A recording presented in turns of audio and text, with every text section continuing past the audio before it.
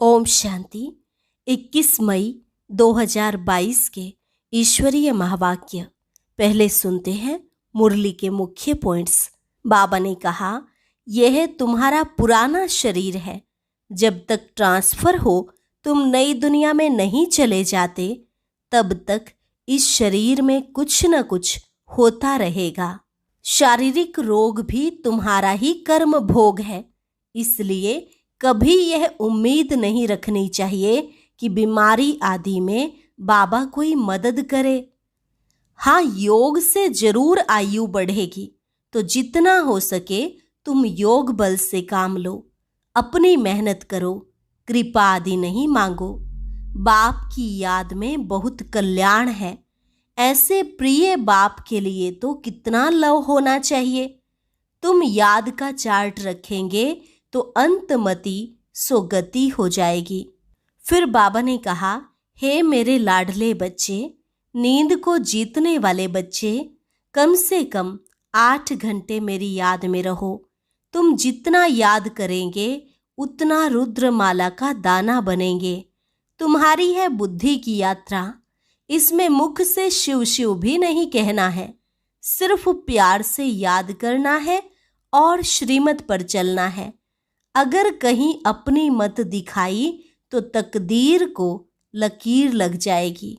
और लास्ट में बाबा ने कहा, चलते फिरते घूमते अब समय नहीं गवाओ, यही समय है कमाई का। अब ऐसी अवस्था होनी चाहिए जो देह भी याद ना पड़े। तुम्हें बाप समान मीठा बनना है और प्रतिज्ञा करनी है कि बाबा, हम पवित्र बन आपसे स्वर्ग का वर्षा जरूर लेंगे। और अब सुनते हैं महावाक्यों को विस्तार से। मुरली का सार। मीठे बच्चे, श्रीमत में कभी मन मत मिक्स नहीं करना। मन मत पर चलना माना अपनी तकदीर को लकीर लगाना।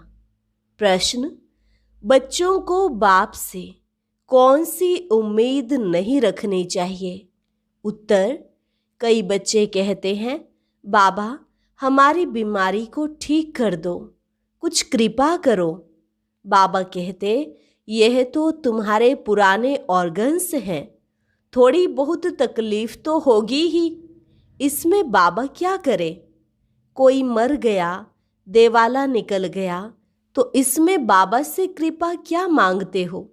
यह तो तुम्हारा हिसाब किताब है। हाँ, योग बल से तुम्हारी आयु बढ़ सकती है। जितना हो सके योग बल से काम लो। गीत, तूने रात गवाई सो के, दिन गवाया खाए, हीरा जन्म अनमोल रे मानव, कौड़ी बदले जाए। ओम शांति। बच्चों को ओम का अर्थ तो बताया है, ऐसे नहीं ओम माना भगवान। ओम अर्थात अहम, अर्थात मैं कौन? मेरे यह ऑर्गन्स। बाप भी कहते हैं अहम आत्मा, परंतु मैं परमात्मा हूँ, माना परमात्मा हूँ। वह है परम धाम निवासी, परम पिता परमात्मा। कहते हैं मैं इस शरीर का मालिक नहीं हूँ, मैं क्रिएटर, डायरेक्टर, एक्टर कैसे हूँ, यह समझने की बातें हैं। मैं स्वर्ग का रचयिता जरूर हूँ, सतयुग को रचकर कलयुग का विनाश जरूर कराना ही है। मैं करन करावन हार होने कारण मैं कराता हूँ। यह कौन कहते हैं?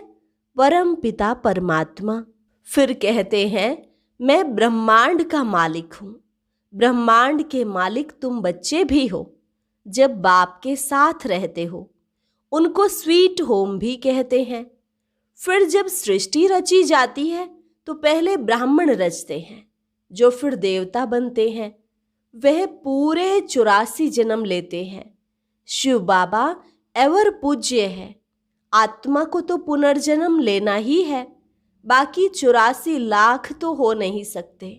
बाप कहते हैं तुम अपने जन्मों को नहीं जानते, मैं बताता हूँ। 84 का चक्र कहा जाता है, 84 लाख का नहीं। इस चक्र को याद करने से तुम चक्रवर्ती राजा बनते हो। अब बाप कहते हैं मामेकम याद करो, देह सहित देह के सभी संबंधों को भूल जाओ। अब तुम्हारा यह अंतिम जन्म है। जब तक यह बात बुद्धि में नहीं आई है तब तक समझेंगे नहीं। यह पुराना शरीर, पुरानी दुनिया है। यह देह तो खलास हो जानी है। कहावत भी है, आप मुए मर गई दुनिया। यह पुरुषार्थ का थोड़ा सा संगम का समय है। बच्चे पूछते हैं, बाबा यह ज्ञान कब तक चलेगा? जब तक भविष्य दैवी राजधानी स्थापन हो जाए तब तक सुनाते ही रहेंगे। इम्तिहान पूरा होगा, फिर ट्रांसफर होंगे नई दुनिया में। जब तक शरीर को कुछ न कुछ होता रहता है। यह शारीरिक कर्म भोग भी है। बाबा का यह शरीर कितना प्रिय है तो भी खांसी आदि होती है। तो बाबा कहते हैं यह तुम्हारे ऑर्गन्स पुराने हो गए हैं, इसलिए तकलीफ होती है। इसमें बाबा मदद करे यह उम्मीद नहीं रखनी चाहिए। देवाला निकला, बीमार हुआ, बाप कहेंगे यह तुम्हारा ही हिसाब किताब है। हाँ, फिर भी योग से आयु बढ़ेगी, तुमको ही फायदा है। अपनी मेहनत करो, कृपा नहीं मांगो। बाप की याद में कल्याण है। जितना हो सके योग बल से काम लो। गाते हैं ना, मुझे पलकों में छिपा लो। प्रिय चीज को नूरे रत्न प्राण प्यारी कहते हैं। यह बाप तो बहुत प्रिय है, परंतु है गुप्त, इसलिए लव पूरा ठहरता नहीं। नहीं तो उनके लिए लव ऐसा होना चाहिए जो बात मत पूछो। बच्चों को तो बाप पलकों में छिपा लेते हैं। पलके कोई यह आंखें नहीं, यह तो बुद्धि में याद रखना है कि यह ज्ञान हमको कौन दे रहे हैं।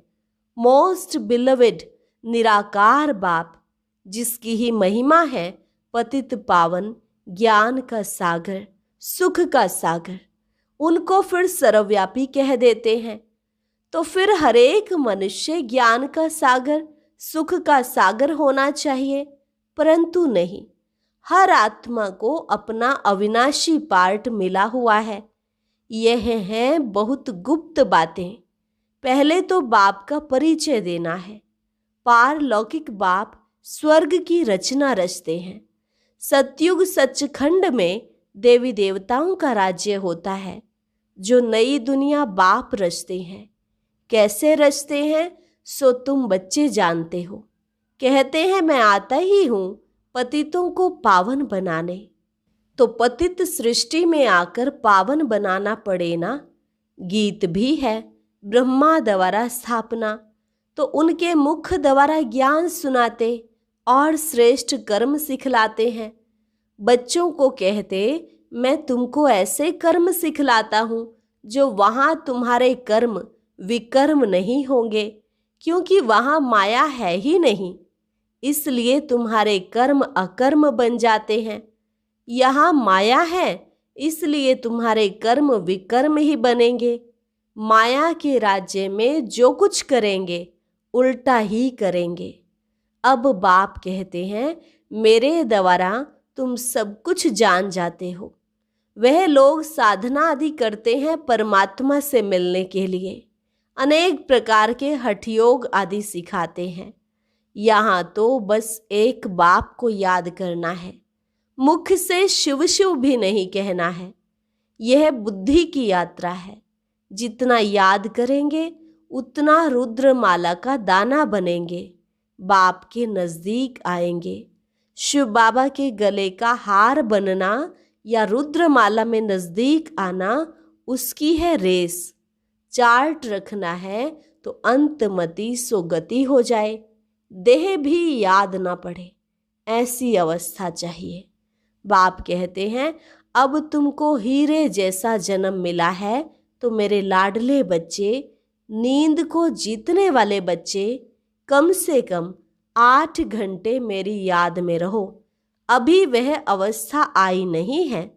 चार्ट रखो, हम सारे दिन में कितना समय याद की यात्रा पर चलते हैं, कहाँ खड़े तो नहीं हो जाते हैं। बाप को याद करने से वर्षा भी बुद्धि में रहेगा। प्रवृत्ति मार्ग है ना। नंबर 1 है बाप का स्थापन किया हुआ स्वर्ग का देवी देवता धर्म। बाप राजयोग सिखलाकर स्वर्ग का मालिक बनाते हैं। फिर यह ज्ञान प्रायः लोप हो जाता है। तो फिर यह ज्ञान शास्त्रों में कहाँ से आया? रामायण आदि तो पीछे बनाई है। सारी दुनिया ही लंका है, रावण का राज्य है ना। बंदर जैसे मनुष्यों को पवित्र मंदिर लायक बनाकर रावण राज्य को खत्म कर देते हैं। सदगति दाता बाप ज्ञान देते हैं सदगति के लिए। उनको सदगति करनी है अंत में। अब बाप कहते हैं, बच्चे और सबको छोड़ एक मेरे से सुनो। मैं कौन हूँ पहले यह निश्चय चाहिए। मैं तुम्हारा वही बाप हूँ। मैं तुमको फिर से सभी वेदों शास्त्रों का सार सुनाता हूँ। यह ज्ञान तो बाप सम्मुख देते हैं, फिर तो विनाश हो जाता है। फिर जब द्वापर में खोजते हैं तो वही गीता आदि शास्त्र निकल आते हैं। भक्ति मार्ग के लिए जरूर वही सामग्री चाहिए जो अभी तुम देखते हो। औरों का ज्ञान तो परंपरा से चला आता है। यह ज्ञान तो यहाँ ही खत्म हो जाता है। बाद में जब खोजते हैं तो यही शास्त्र आदि हाथ में आते हैं, इसलिए इनको अनादि कह देते हैं। द्वापर में सब वही शास्त्र निकलते हैं। तब तो मैं आकर फिर से सभी का सार सुनाता हूँ। फिर वही रिपीटिशन होगी। कोई रिपीटिशन को मानते हैं, कोई क्या कहते, अनेक मतें हैं।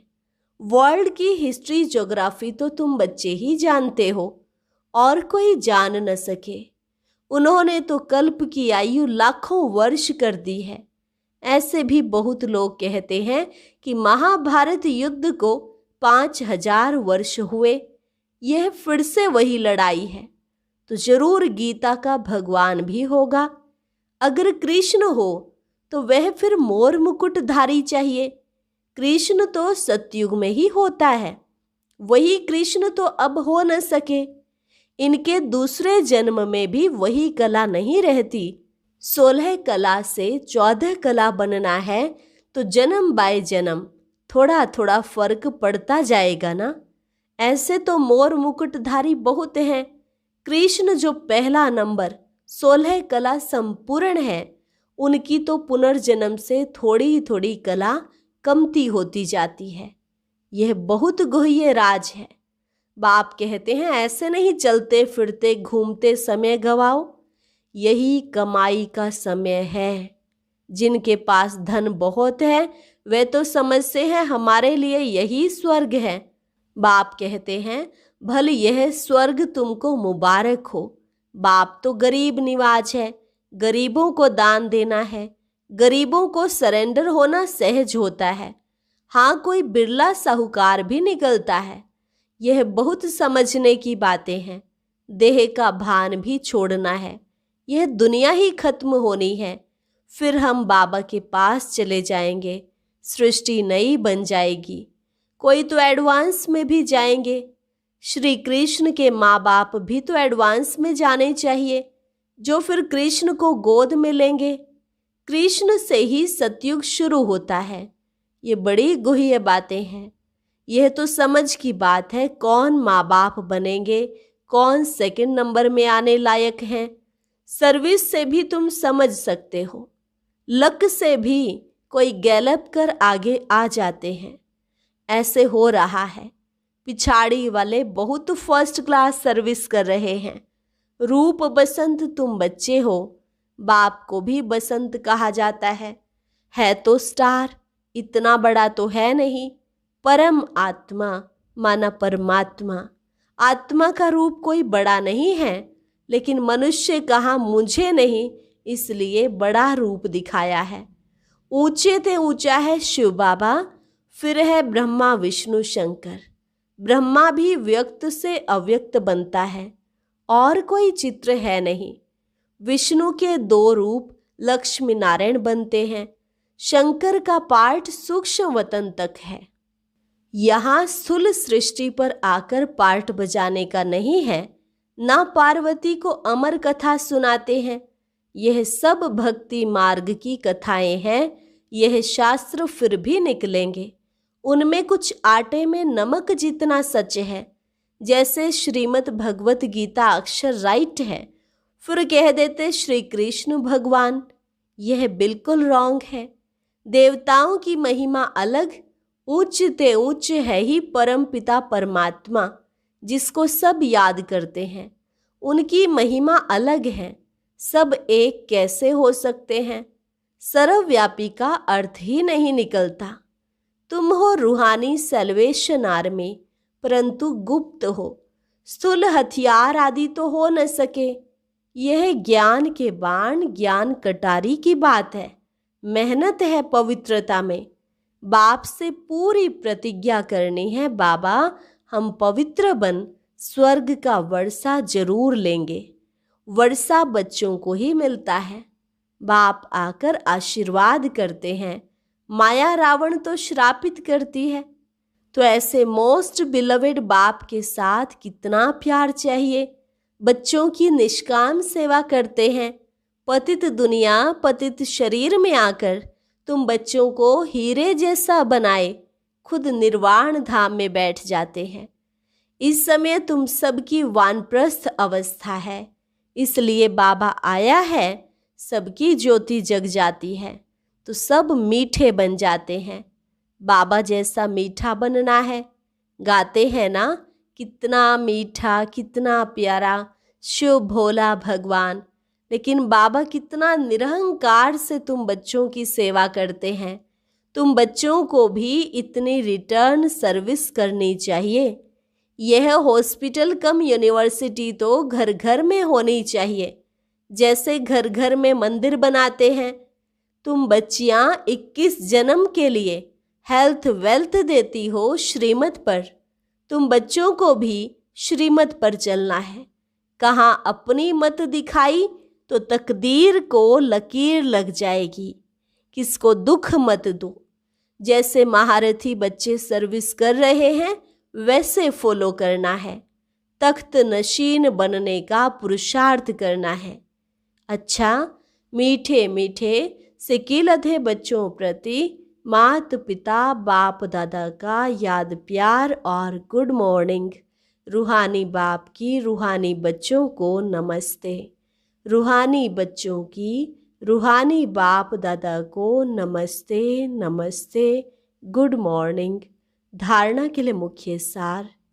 पहली पॉइंट, बाप समान निरहंकारी बन सेवा करनी है। बाप की जो सेवा ले रहे हैं उसका दिल से रिटर्न देना है। बहुत मीठा बनना है। दूसरी पॉइंट, चलते फिरते अपना समय नहीं गंवाना है। शिव बाबा के गले का हार बनने के लिए रेस करनी है। देह भी याद ना पड़े इसका अभ्यास करना है। वरदान, ड्रामा के हर राज को जान, सदा खुश राजी रहने वाले नॉलेजफुल त्रिकालदर्शी भव। ड्रामा के हर राज को जान, सदा खुश राजी रहने वाले नॉलेजफुल त्रिकालदर्शी भव। जो बच्चे नॉलेजफुल त्रिकालदर्शी हैं वे कभी नाराज नहीं हो सकते। भले कोई गाली भी दे, इंसल्ट कर दे तो भी राजी, क्योंकि ड्रामा के हर राज को जानने वाले नाराज नहीं होते। नाराज वो होता है जो राज को नहीं जानता है।